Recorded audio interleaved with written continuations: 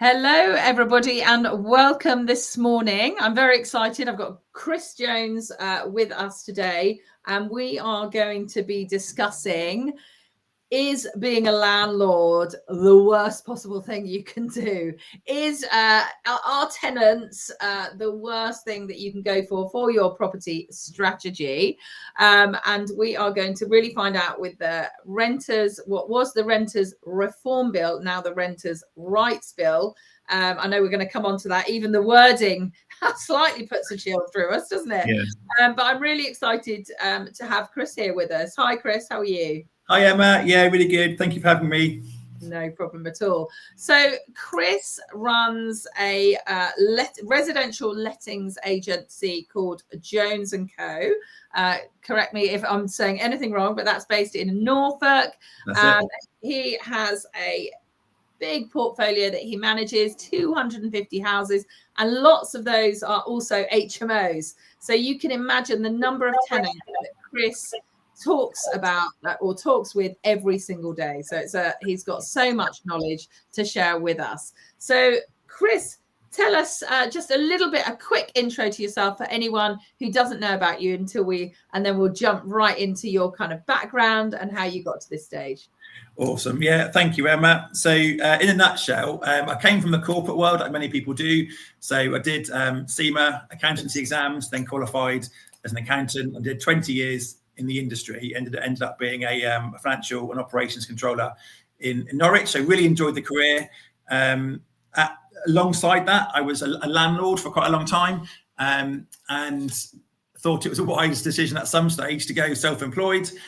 So we started Jones & Co Lettings, partly to manage our own portfolio, but to offer a robust letting service to friends that I know who invest and in the wider community. So we did that, had reasonable success with it. It took me about 4 years to get out of my corporate job.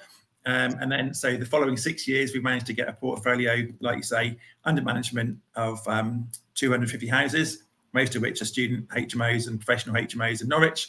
And that's what we do. So we help landlords manage their properties for them. Amazing. So that is, I can't even, it makes me feel slightly unwell managing so many people. I mean, I've got a hotel, so obviously we don't manage tenants really at all. I do have tenants, but it's all about guests for me. So I am literally just buying a 9-bed HMO. So I'm really excited to chat to you because obviously I'm going to have some tenants. In fact, in the next few weeks, I'm going to have more tenants. And so it'll be great to chat to you. But let's just take it back a bit, Chris. It's always really interesting to hear how people got to where they are now. And what I'm really excited about chatting to you is a lot of letting agents come from a letting agent's perspective. So they maybe, I don't know, finish school and decide what job can I do? I quite like property. Maybe I'll join an estate agency. I'm not, that might be the route. But you came from a very different angle, and that really excites me because I do find, and I don't want to, cast aspersions here, but I don't always find that letting agents and estate agents put their clients, which are the landlords, first. It's not always looking at it from our perspective. And it can sometimes, not be there. So let's go back. How did you sort of start out? How did you get into property? So I know you sort of mentioned that, it took you 4 years, but let's go a bit more into sort of what interested you in property to start with. If I kind of go right back to the start, my parents moved houses, I think 11 times by the time I was 15. So they weren't investors. They moved houses because of jobs. So moving a house, buying and selling a house wasn't something I was particularly daunted by. And the mantra from a lot of parents is getting on the housing ladder. You must get on the housing ladder. So that was pretty much all I knew about it. So I pretty much obeyed my parents. So get on the housing ladder. So I did that. But then 2 years after I bought my first house, which was a 1-bed flat in Didcot. So I'm not sure if you know Didcot, but it's Oxfordshire. Not a pretty town, ultimately, but it's all I could afford on a 100% mortgage, which was great. But 2 years later, it was worth £40,000 more than I bought it for. So I bought it for 65, and it was £104,000, and I sold it. I probably should have kept it, but hindsight's a wonderful thing. And that was the moment that, wow, I've just done, GCSEs, A levels, degree, professional qualifications, and by deciding to buy a house because my mum told me to, I've made £40,000. So my instinct was sell it and bank it, and that was the wrong instinct, really. But yeah, it was a bit of an eye opener, really. By just making a decision and buying a house, the market was timed right, blah blah blah, but it was a very easy choice, really. So I thought that was something worth taking seriously, really. So I sort of looked a bit more into it and found, Robert Kiyosaki, Rich Dad Poor Dad. That opened up the whole world of assets and liabilities and owning businesses and being an investor, not an employee, all that good stuff. So that kind of sits with you, doesn't it? All that stuff. I liked my job and it paid well, and it was something I enjoyed doing. But I kind of knew I was never going to get financially free or wealthy by working. Yeah. But yeah, there was this idea of owning a system is what Robert Kiyosaki said. So, business owner or investor. There's quite a big difference between being a self-employed business owner, which I am today, to investing in business that the systems run for me. We're not at that point yet, but the ambition is to get to that point where we own the business of a set of systems that then that generates income. Amazing. So with that kind of view in mind, I'm always kind of interested. So I deal with I've dealt with a fair few letting agents over time. And even recently, for instance, I've done a rent to buy on one of our buy-to-let properties. Yeah. And I tried to do it by myself. You know what it's like, Chris. You think, yeah, I'll do it by myself. It'll be fine. And then it was like, I now need to drive over and show the people round, and I need to do all these checks. And it was just like, can't do it. So I spoke to my sort of normal kind of go-to letting agent. And they were like, oh, no, that's not really for us. Didn't really understand it. Spoke to another kind of what I would call not dissimilar in size, but really hungry. And they're really were really excited about learning this kind of new, different strategy. So I kind of really saw a very sort of different picture. But from your perspective, coming from an investment background, do you see any kind of clear differences between investor background letting agents and perhaps letting agents that have just come at it from the opposite way? I guess I know other letting agents in the area. I think letting agents kind of fall into a few categories for me, not necessarily where they came from, but maybe the size. So the big sort of national agencies is the Sequences of the world. And then the sort of the regional players in Norfolk, that's like Pim & Co. or Alexander & Co. or Abbott Fox and or the smaller independents. And I think there's a whole those. And I think that really who would you like to deal with? And they all offer something. Letting agency versus investor background, not as much experience at it, I guess. I quite like the idea that I can relate to a landlord because I'm a landlord as well. So I like that. So that helps me have a good conversation with a landlord. But ultimately, I think the team and the company needs to have that conversation on my behalf is the truth. But we speak every day, so that they know my view on a lot of stuff. Yeah, I love it. I love that. And I think it is really key, isn't it? Knowing that you've got somebody who, so for instance, when you're looking for, an accountant, if they've got property, it gives you more confidence in knowing that they're going to do it, like a conveyancer. Yeah. If they own their own properties, they have that background, and you could really relate that with them. So yeah, I absolutely love that. So guys, we've got quite a few people jumping on now. Can you let us know where you are listening from? And it will give us an idea where you are in the UK. We do have some international people as well. So please, do let us know. So you basically, you have, so you bought your own properties. Was it kind of chicken and egg? Did you set up the letting agent first and buy properties, or did you do it the other way?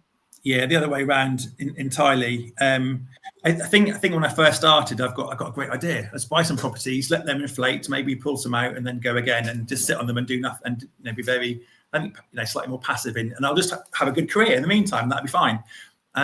And then I got itchy feet and stuff like that. So the idea of owning a business that cash flows is kind of really important to supplement investments. But it's been way more challenging than I would have guessed.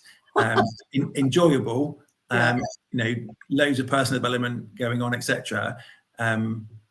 Easy is not what it's been, and it's been very hands-on. So the property investing has definitely taken a side step, really, while I focus on the lettings business and all that goes on with that: people, systems, process, customers, cash, etc. But that's kind of what I wanted to do. So that's.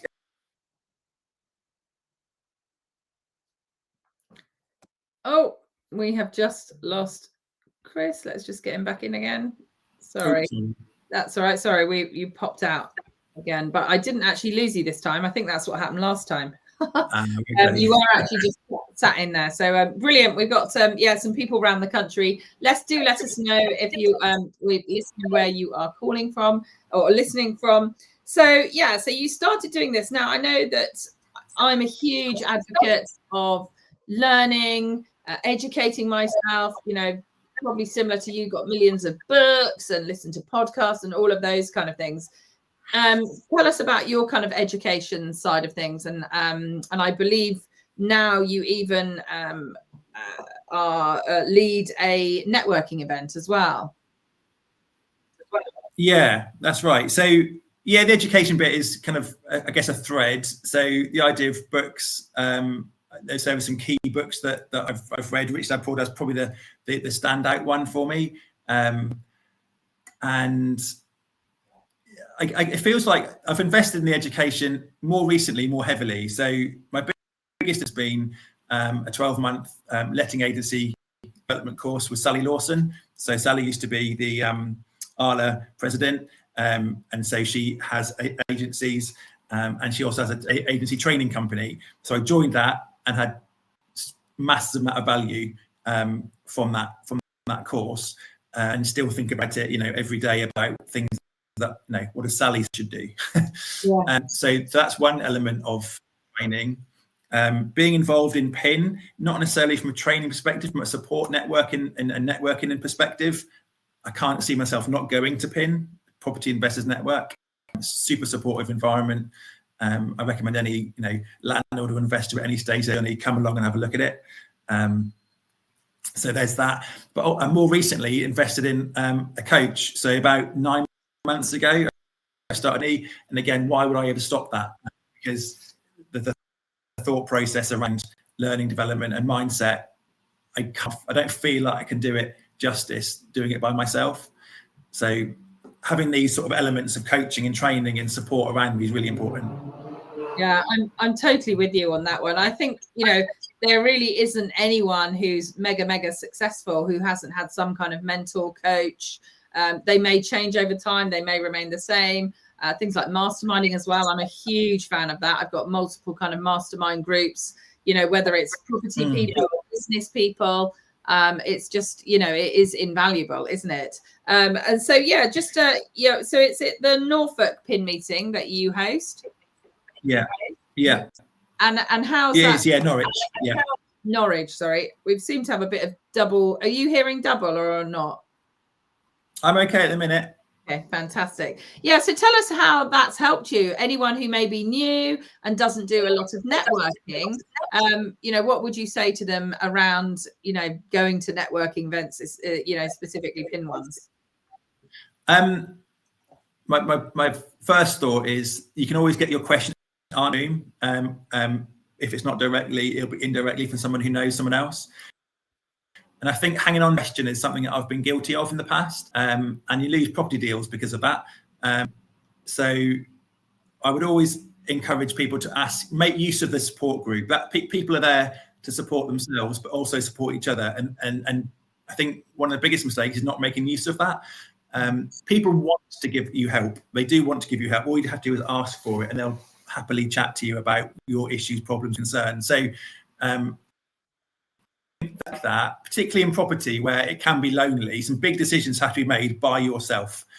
Do I buy this? Do I refurb this? And they're not. But having someone you can pick up the phone to and go, just check me on this, or So I think that's for me the power of it, and I feel supported in that place. So I like being allowed to do it. Yeah, I think it's huge, and absolutely, you know, that kind of feeling a bit lonely, especially if, you know, your friends and family aren't so much into property. They are often, you know, have your best interests at heart, perhaps, but because they don't understand what you're doing, they cannot necessarily be as supportive. Some are and some aren't. And I remember when I went into, it was Eastbourne actually, I went into an Eastbourne pin, and I just remember thinking, wow, I feel really like I found my tribe here. Everyone was talking, they were really positive about the industry. They were all doing amazing things. And I was just kind of like, wow, these people are amazing. I want to spend more time with them. And that's been literally the same ever since. Yeah, totally. It's been, I think if you can find your tribe, it's a really special thing.